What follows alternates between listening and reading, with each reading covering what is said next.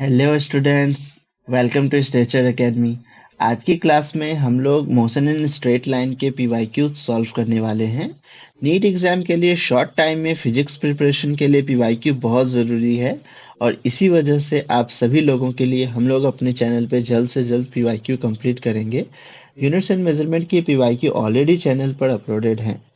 तो स्टार्ट करते हैं मोशन इन स्ट्रेट लाइन के फर्स्ट क्वेश्चन से।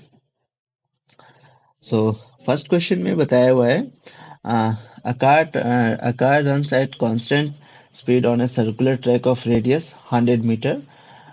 So circular track है and radius कितनी given है? Radius given है हमें 100 meter. Okay, circular track of radius 100 meter and taking 62.8 second for every circular loop. That means car is taking this much time to complete one revolution. So this much time is given for one revolution. And now they are demanding average velocity and average speed for each circular lap. That means for one revolution, we have to calculate average velocity and average speed, right? So let's suppose this is the circular track and the radius is given to us 100 meters.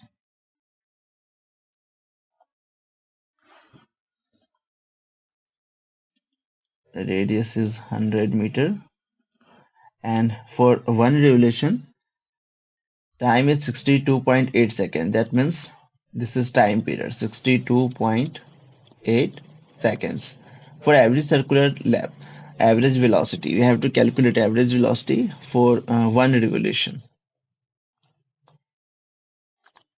So we know that average velocity is actually net displacement upon time taken, right? So if we start from this position, then we have to calculate average velocity for one revolution. That means after completing, if we start from A, then after completing one revolution, again we will be at A. That means initial position will be same to final, right? जब initial और final दोनों ही same है, दोनों एक ही point है, that means displacement will be zero. क्योंकि displacement क्या है? Displacement is actually the shortest distance between initial and final point. तो अगर ए से स्टार्ट किया, ए पे ही खत्म किया वन रिलेशन कंप्लीट करके, दैट मीन्स इनिशियल और फाइनल एक ही पॉइंट है। सो टोटल डिस्प्लेसमेंट की वैल्यू कितनी हो जाएगी? Zero. Average velocity is total displacement upon time taken. तो टाइम से कुछ मतलब ही नहीं है, क्योंकि टोटल डिस्प्लेसमेंट ही जब जीरो है तो फिर एवरेज वेलोसिटी की वैल्यू कितनी आ जाएगी? 0 मीटर पर second, right? Now we have to calculate average speed.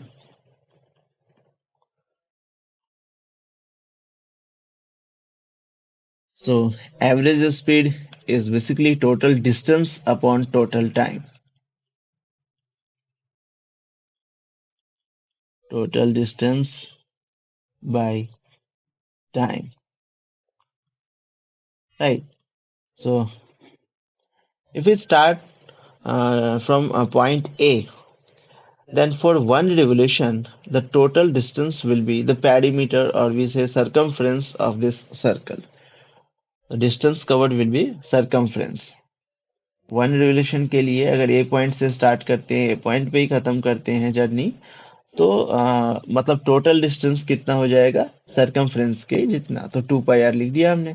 और टाइम कितना लगा? 62.8 सेकेंड। तो टाइम के जगह पे लिख दिया 62.8 सेकेंड। यस, अब फिर क्या, इसको बस सॉल्व करना है, आंसर आ जाएगा। 2 पाई की value 3.14 and radius 100 meter already given है क्वेश्चन में, and time 62.8, 6.28 multiply 100, that will be 628 divided by 62.8। ठीक है, तो कैंसिल करने पे ही आया 10 मीटर पर second. That means average speed will be 10 meter पर सेकेंड। 10 मीटर पर second will be the answer. So average velocity is 0 and average speed 10. 0 and 10, second option. Second option is the correct answer. Right. Let us move to the second question. In second question, they are saying a particle moves along a straight line OX. Right. तो ठीक है, पहले OX draw कर लेते हैं। तो यही है एक line. O means origin and X means particle X axis की तरफ चल रहा होगा, right. And at a time t in seconds, the distance in meters of the particle from O is given by. That means हमें position की equation given है, किसी भी टाइम पे पार्टिकल की क्या पोजीशन है, right, we can calculate by using this equation. किसी भी टाइम की वैल्यू आप यहाँ पे पुट करेंगे तो पोजीशन उस पर्टिकुलर टाइम पे क्या है पार्टिकल की, ये हम इस इक्वेशन से पता कर सकते हैं। लेकिन बताना यह है कि how long would the particle travel before coming to rest. इस इक्वेशन की हेल्प से आपको यह बताना है कि पार्टिकल रेस्ट पे आने से पहले कितना डिस्टेंस कवर कर चुका होगा, राइट। तो पहले तो हमें यही नहीं पता कि पार्टिकल है कहाँ पे, राइट। तो इनिशियल पोजीशन पहले पता करेंगे इक्वेशन की हेल्प से।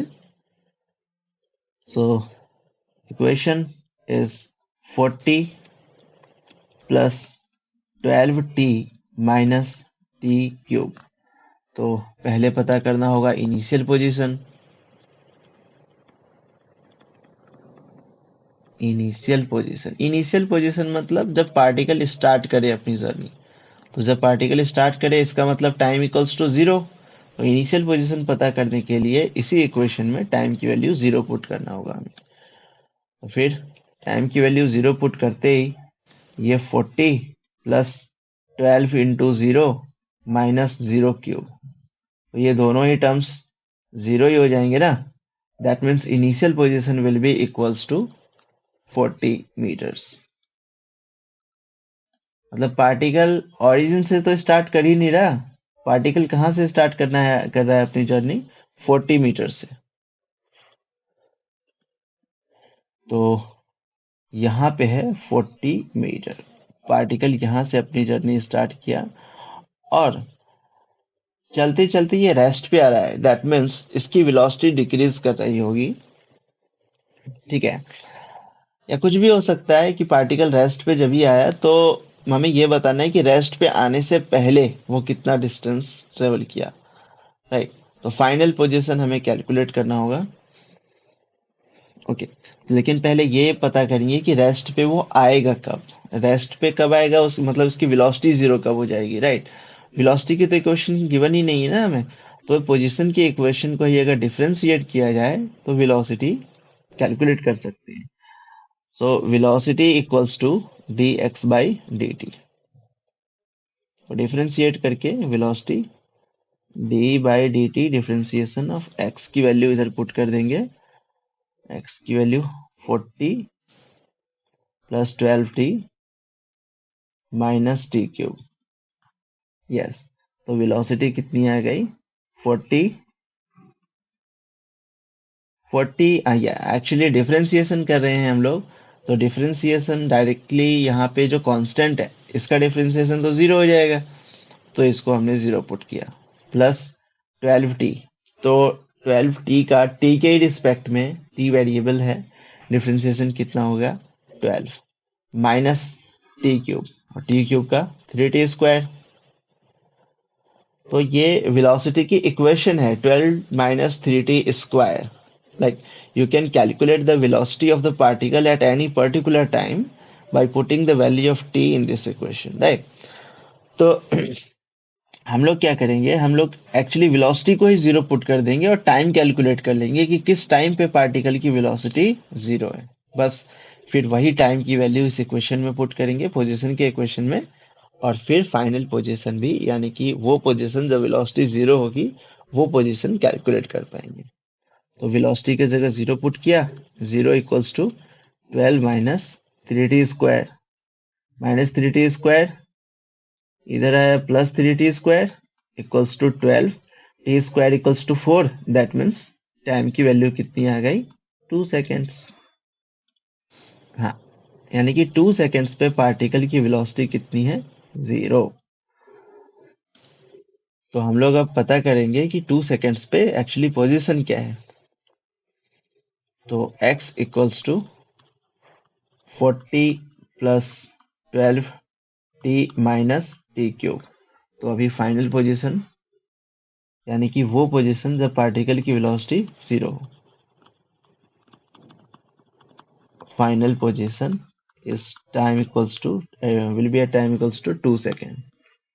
So x equals to 40 plus 12 and time की वैल्यू इधर 2 माइनस 2 क्यूब। तो ये आया 40 प्लस 24 माइनस 8 56 मीटर। 56 मीटर ये है फाइनल पोजीशन। ठीक है, इनिशियल पोजीशन को एक्स आई से रिप्रेजेंट करते हैं एंड फाइनल पोजीशन को एक्स एफ से रिप्रेजेंट करते हैं। यानी कि यहाँ पे आने के बाद पार्टिकल रेस्ट पे आया 56 मीटर। बट क्वेश्चन में पूछा गया है how long would the particle travel before coming to rest, मतलब रेस्ट पे आने से पहले वो कितना डिस्टेंस ट्रेवल किया। 40 से तो स्टार्ट ही किया ना, तो टोटल डिस्टेंस कितना उसने ट्रेवल किया? टोटल डिस्टेंस उसने ट्रेवल किया इतना 56 minus 40। Distance travel by the particle is final position minus initial position। Final position है 56 और इनिशियल पोजीशन है 40। That means only 16 metre. Particle covered only 16 metre before coming to rest. That means fourth option is the correct answer, is not it? Okay, ठीक है। तो फिर third question. Third question में बताया हुआ है two bodies A of mass 1 kg and B of mass 3 kg dropped from height 16 meter and 25 meter respectively, and we have to calculate the ratio of the time taken by them to reach the ground. Basically the question is that we have two bodies, one of mass 1 kg and other of mass 3 kg, and both these bodies are at different height। दोनों bodies different height पे है, right? And these two bodies are being dropped. So actually the initial velocity is 0 for both these bodies. U is equals to 0. Now the height of the first body is just 16 meter. 16 meter. While height for the second body is 25 meters. It is 25 meter. We have to calculate the ratio of time taken by them to reach ground. First, like let's suppose first body is taking time t1 to reach the ground and second body is taking time t2 to reach the ground। अगर first body ने time t1 लिया ground तक पहुंचने के लिए and second body ने time t2 लिया ground तक पहुंचने के लिए, तो आपको t1 t2 नहीं कैलकुलेट करना, आपको क्या कैलकुलेट करना है? टाइम का ratio t1 is to t2, ये आपको कैलकुलेट करना है, राइट? तो सबसे पहले तो ये समझते हैं कि जब कभी भी कोई पार्टिकल ऐसे ड्रॉप किया जाए और उसकी इनिशियल वेलोसिटी अगर 0 है, राइट, और किसी पर्टिकुलर हाइट को किसी पर्टिकुलर हाइट आने के बाद उसकी मतलब किसी पर्टिकुलर हाइट पे आने के लिए वो कितना टाइम लेता है, तो इसके लिए s is equals to u t plus half G T square. Okay, तो किसी भी पर्टिकुलर हाइट तक आने के लिए कितना टाइम लेगा, इस फॉर्मूले से हम लोग कैलकुलेट कर सकते हैं। बस s क्या है, इसमें s है ये height h, initial velocity actually 0 है, तो ये first term 0, 0 multiply t 0 plus half and particle जब नीचे आए एक्सेलरेशन है positive g t square, h equals to half G T square. That means time की वैल्यू कितनी हो जाएगी? 2h by G, under root 2h by G, 2h by G. मतलब जब कभी भी कोई पार्टिकल को ऐसे ड्रॉप किया जाए किसी हाइट से, तो h हाइट तक नीचे आने के लिए उसको कितना टाइम लगेगा, that is under root 2h/g। अब इसमें g तो कांस्टेंट है, इसका मतलब हम लोग ये कह सकते हैं, 2 भी कांस्टेंट है, इसका मतलब ये कह सकते हैं कि जितना भी टाइम वो लेगा वो टाइम रूट h के डायरेक्टली प्रोपोर्शनल है, right. Time is directly proportional to under root h। अब इसको रेशियो के फॉर्म में लिख सकते हैं। रेशियो के फॉर्म में लिखने के लिए T1/T2 is equals to under root H1/H2। H1/H2। जब कभी भी कोई equation suppose y directly proportional हो x के, तो रेशियो के फॉर्म में लिखते टाइम इस तरह से हम उसको लिख सकते हैं, y1/y2 equals x1/x2।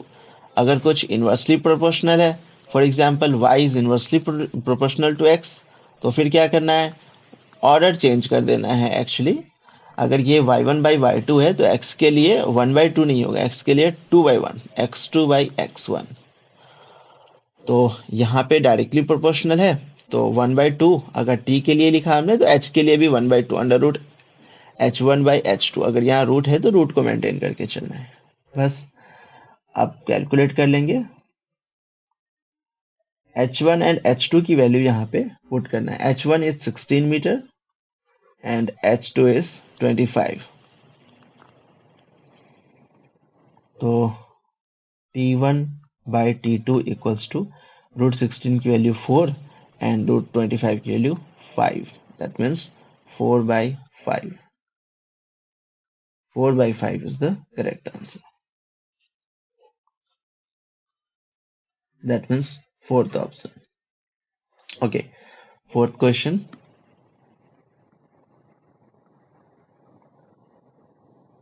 Fourth question में बताया हुआ है, a car moves from x to y with uniform speed vu and returns to x with uniform speed vd। मतलब x to y वो कितने स्पीड से जा रहा है, vu से, एंड वापस वो y to x वापस आया है कितने स्पीड से, vd। The average speed of this round trip is. देखिए, एवरेज स्पीड के क्वेश्चन प्रीवियस ईयर में बहुत सारे पूछे हुए हैं और वो जितने भी क्वेश्चन है वो सब दो ही केसेस पे बेस्ड है। मैं आपको दोनों केस पहले बता देता हूं। केस वन, केस वन में क्या होगा कि आपको ये बताया जाएगा कि particle is covering the entire journey with two different velocities v1 and v2, and the particle is covering with v1 velocity for t time, and then particle is covering from by v2 velocity for again t time. That means it will be given in the question like particle is covering journey for the first for the first 2 hours the particle velocity is 20 meter per second, and for the next 2 hours the particle velocity is 30 meter per second। like time will be same but the velocity will be different। ऐसा आपको question में given होगा कि same time के लिए पहले velocity कुछ और है और फिर उतना ही टाइम के लिए वेलोसिटी कुछ और है।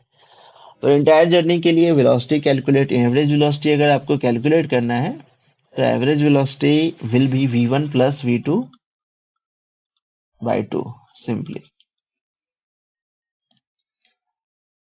हाँ, तो अगर सेम टाइम डिफरेंट वेलोसिटी है तो ये first case. And second case में क्या है, पार्टिकल की वेलोसिटी यहां भी डिफरेंट होगी। Like particle is first covering with velocity v1 for, let's suppose, for half of the journey, and then for the next half of the journey particle is completing the next half of the journey with so first one is v1, the second is v2, yeah। So it will be given in the question that particle is covering first half of the journey with 20 meter per second and next half of the journey with 30 meter per second, ऐसा आपको given होगा। Okay, तो अगर second case है मतलब distance same है जितना distance particle v1 speed से कवर करता है, उतना ही डिस्टेंस पार्टिकल v2 स्पीड से भी अगर कवर कर रहा है, मतलब उतना ही डिस्टेंस अगर पार्टिकल v2 स्पीड से भी कवर कर रहा है, तो फिर सेम डिस्टेंस डिफरेंट वेलोसिटी वाला केस है ये। और इसमें एवरेज वेलोसिटी का फॉर्मूला आपको यूज करना है, 2v1 v2 by v1 plus v2। बस यही दो ही है, सिर्फ एवरेज स्पीड के दो ही फॉर्मूले हैं। जो भी क्वेश्चन आएंगे वो सिर्फ इन्हीं दोनों पे बेस्ड होंगे, इन्हीं दोनों केसेस। ठीक है, अब हम लोग अपना क्वेश्चन देखते हैं। अपने क्वेश्चन में बताया हुआ है कि car moves from X to Y. तो ये एक्स है और ये वाई। तो पहले कार एक्स टू वाई गया। ठीक है, तो एक्स टू वाई जाते टाइम उसने कितना डिस्टेंस ट्रेवल किया, सपोज डी डिस्टेंस ट्रेवल किया पार्टिकल, और उसकी वेलोसिटी कितनी थी, उसकी वेलोसिटी थी वी यू। एंड क्वेश्चन में गिवन है कि पार्टिकल वापस एक्स पे आया वाई से। तो अगर पार्टिकल वापस y से x पे आया तो कितना डिस्टेंस ट्रेवल किया होगा। अगर x टू y जाते टाइम d डिस्टेंस ट्रेवल किया, तो y टू x आते टाइम भी पार्टिकल ने d डिस्टेंस ही ट्रेवल किया होगा। बट उसकी वेलोसिटी अलग है। y टू x आते टाइम उसकी वेलोसिटी कितनी है, vd। vd, that means different velocity but same distance. First particle was moving from x to y with velocity vu, right? Now particle is coming back to x with velocity vd, right? तो यहाँ पे different velocity and same distance, different velocity and same distance, ये case है। तो average velocity आप यहाँ पे लिख सकते हैं सेकेंड केस के according. 2 v1 means first velocity है vu second velocity vd upon vu plus vd. So 2 vd vu upon vd plus vu. That means second option. Second option is the correct answer. Okay, let's move to the next question. Question number 5. Particle moving along axis has acceleration f at time equals to a time small t given by. That means small t के जगह आप कोई भी time put करके उस time पे acceleration क्या है वो कैलकुलेट कर सकते हैं इस इक्वेशन से। यहाँ एक्सेलरेशन को a से नहीं, यहाँ एक्सेलरेशन को f से रिप्रेजेंट किया हुआ है। एंड किसी भी टाइम पे एक्सेलरेशन आप कैलकुलेट कर सकते हैं by just putting the value of small t is here time. And F naught and capital T question में बताया हुआ है कांस्टेंट है।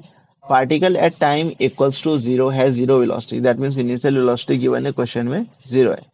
At the instant when F equals to zero, तो बताना है कि जिस टाइम पे एक्सेलरेशन जीरो हो जाए पार्टिकल की, उस टाइम पे वेलोसिटी क्या है। पहले ये कैलकुलेट करना होगा कि एक्सेलरेशन जीरो है कब, राइट। तो पता कर लेते हैं इस एक्सेलरेशन की वैल्यू को, यहाँ जीरो पुट करेंगे अगर।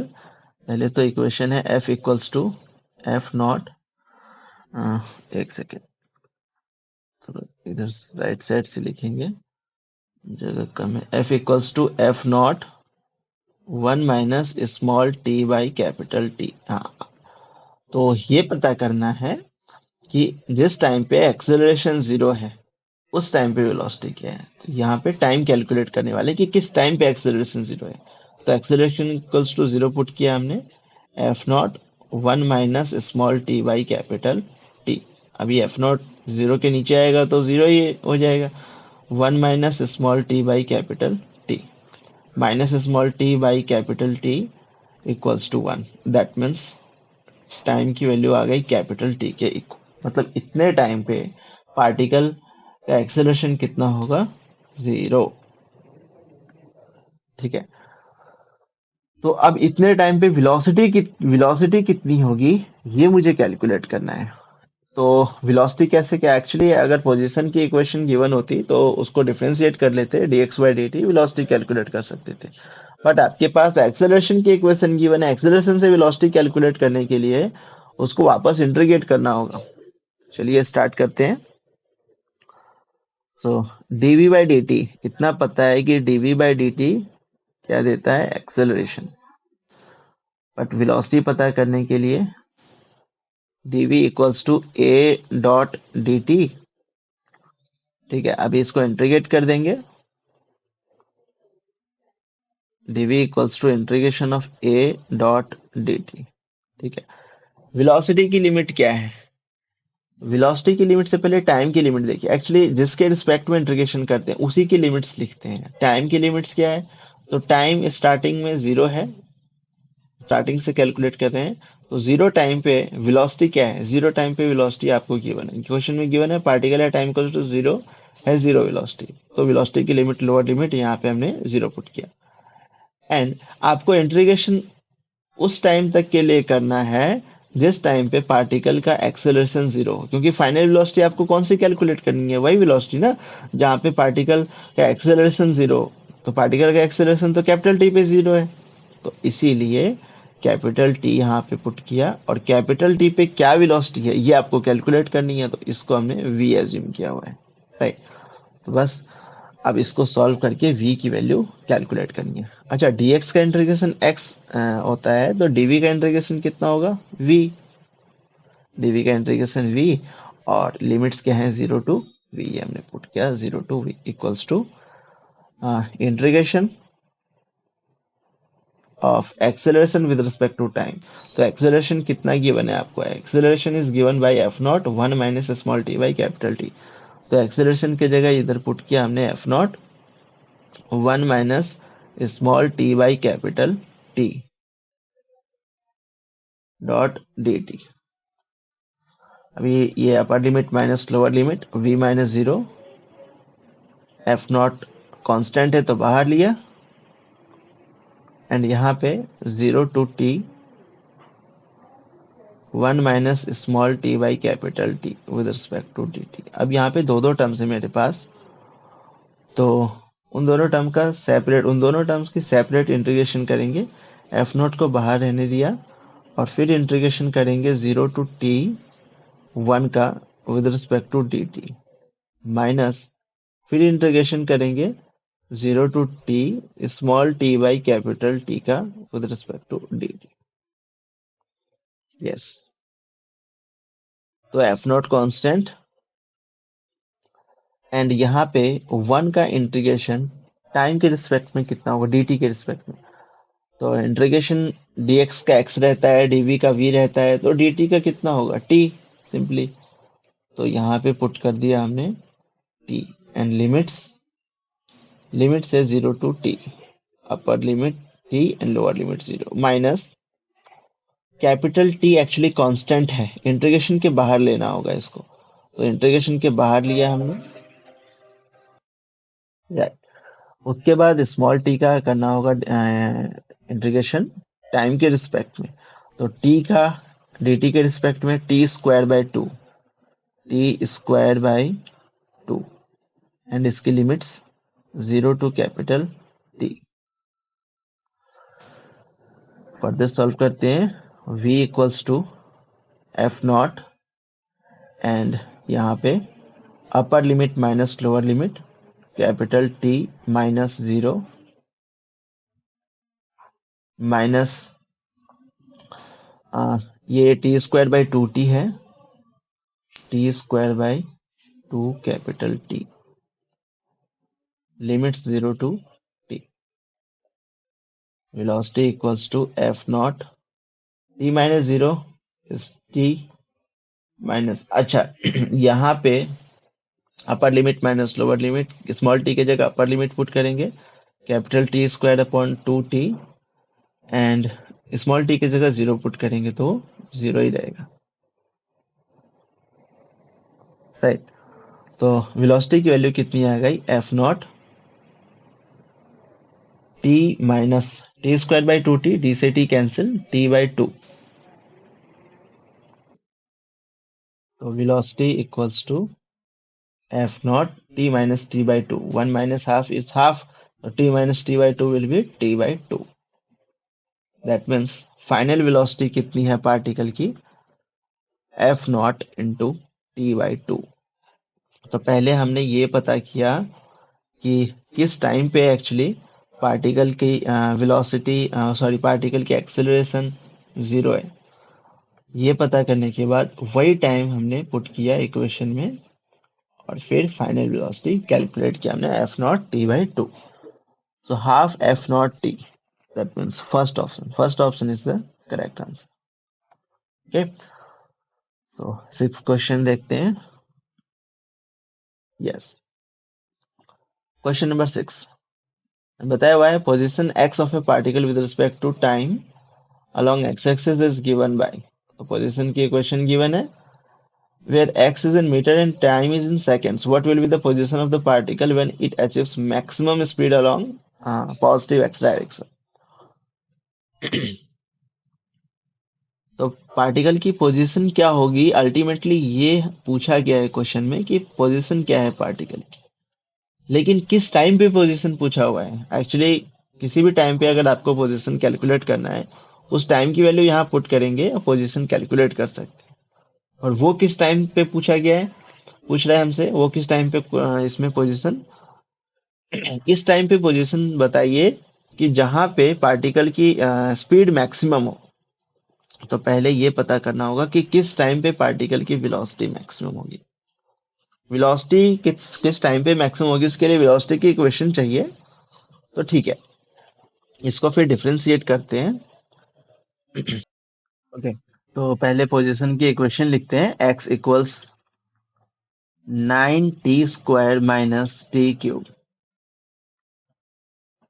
ओके, इससे वेलोसिटी की इक्वेशन अगर हमें चाहिए तो डिफरेंशिएट करना होगा dx/dt। ओके, तो velocity equals d/dt and position कितना है 9t² minus T cube. 9t² minus T cube, velocity की वैल्यू आ गई 9, t² का differentiation 2t minus T cube का डिफरेंशिएशन 3t²। वेलोसिटी की इक्वेशन अब हमारे पास है 18t माइनस 3t²। तो पहले तो ये था कि किसी भी टाइम पे हम लोग पोजीशन कैलकुलेट कर सकते थे टाइम की वैल्यू पुट करके, बट अभी टाइम की वैल्यू पुट करके किसी भी टाइम पे वेलोसिटी कैलकुलेट कर सकते हैं, राइट। पर लेकिन नहीं, हमें ये टाइम ही एक्चुअली कैलकुलेट करना है कि किस टाइम पे वेलोसिटी मैक्सिमम होगी। तो कोई भी क्वांटिटी अगर आपसे पूछा गया है कि किस टाइम पे ये क्वांटिटी की वैल्यू मैक्सिमम होगी, राइट, तो मैक्सिमम मिनिमा के केस में क्या करना होता है उसका डिफरेंशिएशन को हमें जीरो पुट करना होता है। तो जब हम वेलोसिटी के डिफरेंशिएशन को जीरो पुट करेंगे, ठीक है, तो फिर टाइम पता चल सकता है कि किस टाइम पे मतलब वेलोसिटी मैक्सिमम होगी। तो dv/dt को एक्चुअली जीरो पुट करना है। dv/dt, पहले dv/dt है क्या, तो 18t का डिफरेंशिएशन 18 और वापस 3t² का 3 इंटू t² का 2t यानी कि 6t। तो मैक्सिमम वेलोसिटी के लिए dv/dt zero equals 18 minus 6t। तो 6t की वैल्यू आ गई 18।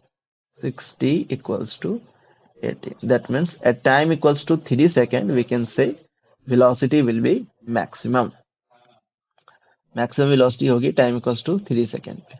पर आपको ये नहीं कैलकुलेट करना है कि मैक्सिमम वेलोसिटी कब होगी, हमें ये कैलकुलेट करना है कि जब वेलोसिटी मैक्सिमम होगी उस टाइम पे पोजीशन क्या है। तो ये तो पता है ना कि किस टाइम पे वेलोसिटी मैक्सिमम है, तो वही टाइम आप पुट कर देंगे पोजीशन वाली इक्वेशन में। तो अब पता कर सकते हैं कि किस टाइम पे वेलोसिटी, जिस टाइम पे वेलोसिटी मैक्सिमम उस टाइम पे पोजीशन क्या है। तो x equals to 9t² minus T cube, इसमें टाइम पुट करना है 3 सेकेंड्स। तो position of the particle when velocity maximum 9t3 minus 3 cube. तो 81, 9 9 जा माइनस 9।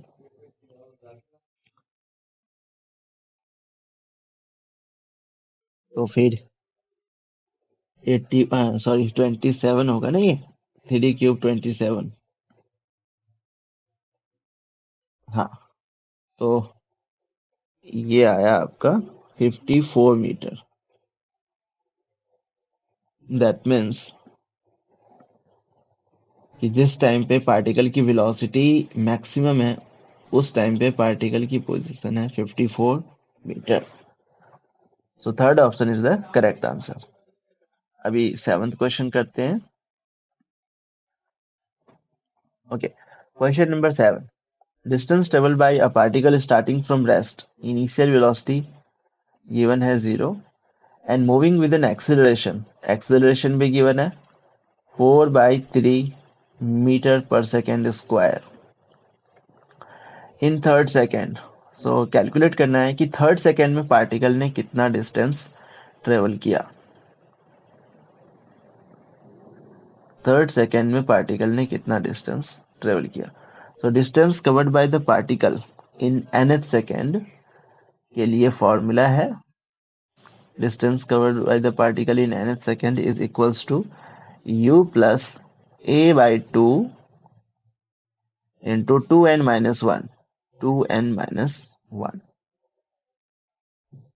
तो n की वैल्यू आप पुट कीजिए, वो जिस टाइम पे आपको डिस्टेंस कैलकुलेट करना है। So we have to calculate distance travel by the particle in third second. So will put n equals to 3। So distance covered by the particle in third second. Actually, initial velocity is 0 given in the question. 0 plus acceleration is 4 by 3. Sorry. Yes, acceleration is 4 by 3.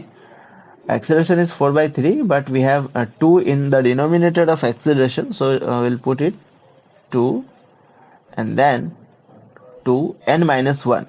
N is 3. So 2 into 3 minus 1. तो फिर 4 by 6 into 2 3 जा sorry 2n-1 तो यहाँ put किया ही नहीं, 1 है यहाँ पे, ठीक है। 2n-1 2 3 जा 6 minus 1 5। तो ये वैल्यू आ गई कितनी, 20/6, और या फिर हम कह सकते हैं 10/3 meters। That means distance traveled by the particle in third second is 10/3 meter। First option is the correct answer। Question number 8।